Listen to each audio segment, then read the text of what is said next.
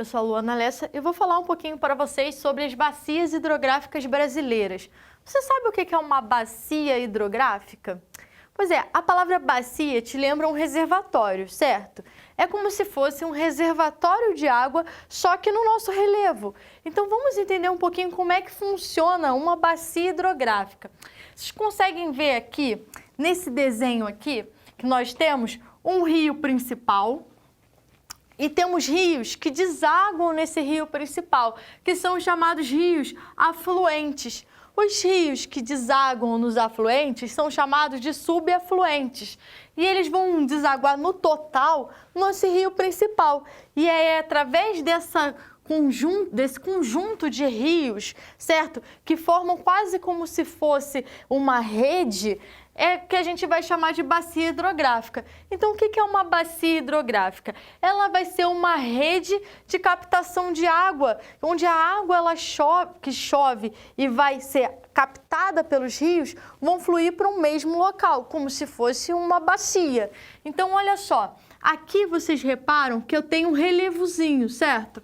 Esse relevo mais alto, ele acaba servindo como um divisor de águas, onde de um lado eu vou ter a captação da chuva e desse outro lado vou ter outra captação da chuva, porque uma vez que o relevo está assim, né, a parte mais alta, a água ela vai escoar por cada lado, então vai se dividir mesmo, então serve como um divisor de águas. E aí a gente delimita a partir do relevo, do ponto mais alto do relevo, uma bacia.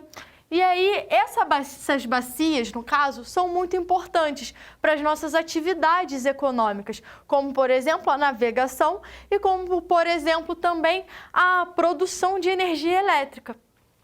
Aqui, vocês podem perceber, parece uma folhinha. Pois é, ela é uma rede hidrográfica. Se vocês pegarem uma folha de couve e olharem bem o desenho das veias dela, vocês vão perceber que ela é muito parecida com os meandros de rios, com o rio principal no meio, o caulezinho vai ser o rio principal.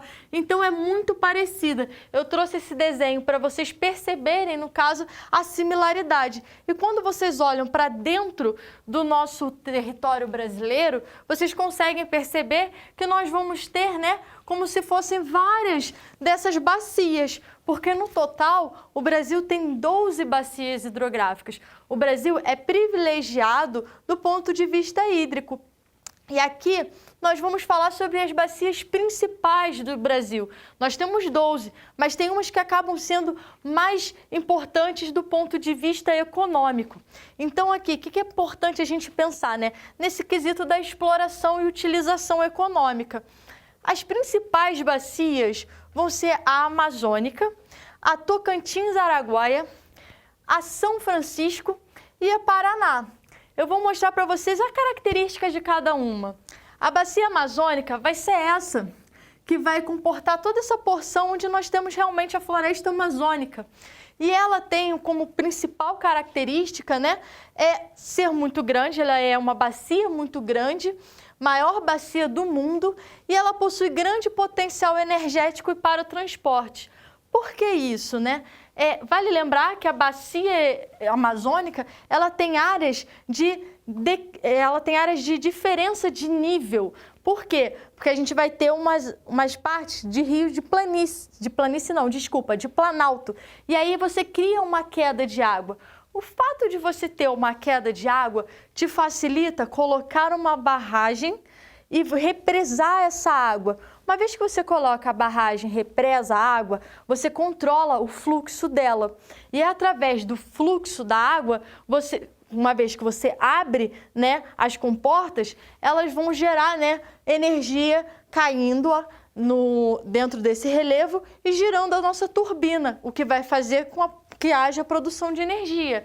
Então, ter rios de planalto é importante para a produção energética, mas as áreas de planície, elas são fundamentais para fazer navegação, por isso que é importante também para o transporte. Essa é a funcionalidade, né, do ponto de vista de exploração econômica da bacia amazônica. Já a Tocantins-Araguaia é essa outra aqui, ela liga desse ponto ao norte do país do Nordeste. Percebe o seguinte, a nossa Tocantins, Araguaia, ela liga pontos muito sensíveis, importantes, que são o quê? O nosso centro-oeste. E nessa porção do centro-oeste é onde a gente se faz, por exemplo, a agricultura voltada para o mercado externo, um agronegócio, né? E esse agronegócio vai querer utilizar também essa bacia como forma, né, de transporte. Essa bacia, ela é exclusivamente brasileira, ela é a maior bacia exclusivamente brasileira, todos os seus rios estão dentro do nosso território brasileiro. Ela tem um potencial energético, porque é a usina de Tucuruí, e ela tem ligação com o espaço, né, agropecuário do Centro-Oeste. Então tem toda essa importância. E esse fato dela ser próximo, né, ela estar ali no Centro-Oeste também, é importante porque a gente pode pensar também na questão de poluição de suas águas, já que nessa porção do Centro-Oeste você tem um agronegócio onde utiliza-se o agrotóxico. E esse agrotóxico pode vir a contaminar também essas águas. Então percebemos que ela tem um ponto principal, né? Ela tem a questão de produção energética, ela tem também a possibilidade de navegabilidade, mas ela também tem essa questão sensível das utilizações e de preservar suas águas. Outro ponto, no caso, outra bacia é a São Francisco. A bacia São Francisco, ela é muito importante, principalmente no contexto social do Nordeste. Ela liga ali o Sudeste até o Nordeste. É essa daqui, ó. Ela vai ligar e vai ser importante justamente porque se discute a transposição do Rio São Francisco para levar água para o Nordeste, para a parte nordestina, onde você tem o sertão, a seca. Então, ela tem todo esse parâmetro de político e social de levar a água para o sertão nordestino, e ela também tem um potencial energético. Então, essa bacia acaba sendo importante não só para a exploração, como também para esse quesito social, sendo que a sua transposição também gera críticas com relação a todo o desgaste ambiental que isso causaria, todo um impacto ambiental que essa transposição causaria. Então, é muito importante a gente pensar não só pelo viés econômico e pelo viés mas também pelo viés social e ambiental. Já a bacia Paraná, ela tem um grande potencial energético, porque é ali que a gente vai ter a usina de Itaipu. A usina de Itaipu é muito importante porque ela é a segunda maior usina do mundo. Ela já foi a primeira maior usina, mas ela perdeu, né, status porque na China foi criada a usina de Três Gargantas, que é uma usina maior, né, do que a usina de Itaipu. Ela não é considerada uma usina totalmente nacional, ela é uma usina binacional entre o Brasil e o Paraguai, mas ela tem grande potencial e importância na produção energética do Brasil. Nós temos também a Bacia Platina.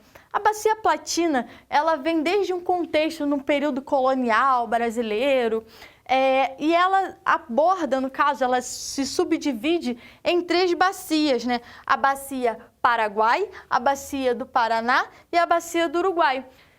Bom, eu mostrei para vocês aqui os principais bacias com relação à questão econômica, mas temos outras bacias também, como, por exemplo, a bacia do Atlântico Nordeste Ocidental, a Parnaíba, a bacia do Atlântico Nordeste Oriental, temos também o Atlântico Leste, Atlântico Sudeste, Atlântico Sul, o Uruguai, o Paraguai. São 12 bacias no total e mostram quanto é importante a sua utilização, seja para consumo, para atividades industriais ou para fornecimento, né, de energia. Para resumir o que a gente viu agora, eu falei para vocês das bacias hidrográficas brasileiras, te contei, né, as principais bacias hidrográficas, te mostrei a bacia amazônica, a bacia Tocantins-Araguaia, a questão do transporte, a questão também com relação à produção energética, a bacia São Francisco, fundamental, né, para levar água para o sertão nordestino e toda a sua questão, né, de impactos ambientais, de discussão, de favorecimento e também o seu potencial energético. A bacia do Paraná e o grande potencial energético com relação à sua usina de Itaipu. Te mostrei como é que funciona também uma bacia hidrográfica e como é que ela se divide. Vocês fiquem à vontade de tirar uma foto do quadro. Eu adorei dar essa aula para vocês. Nos encontramos numa próxima.